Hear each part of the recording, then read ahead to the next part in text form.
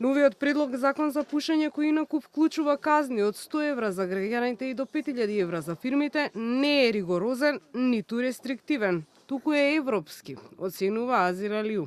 Според министерот за здравство, ние го препишуваме она што веќе е спроведено, а бизнисот со тутун и извозот нема да трпат поради новата законска рамка.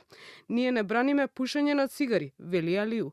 Тој што сака да пуши електронски или обичен тутунски производ има начини, на отворено, подалеку од автобуска постојка и не пред врата на училиште или државна институција. Законот не е ригорозен, ни рестриктивен, туку е европски.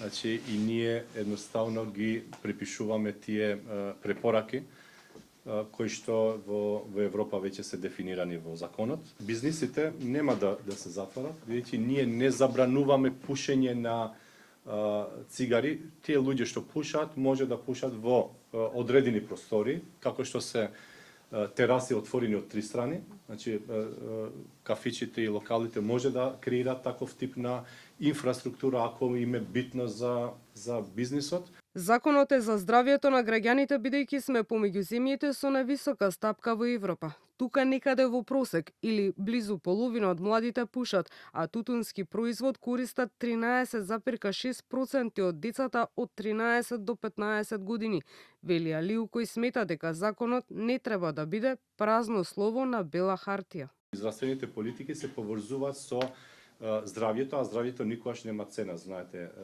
дека тоа е така.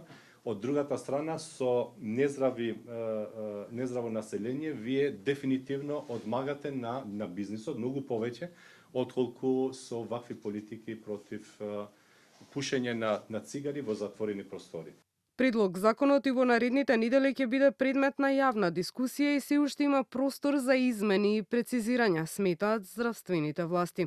Закон за заштита од пушење во Македонија има од 1995 и повеќе пати е менуван со најзначајни промени во 2008 и 2013 година. Тогаш новите правила донесоа и построги ограничувања, особено за угостителските објекти.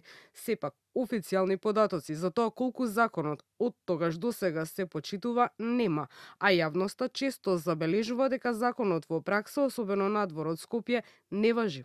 Недостатокот на системски мониторинг го отежнува и оценувањето на реалниот ефект за здравјето на граѓаните од изминатите законски измени.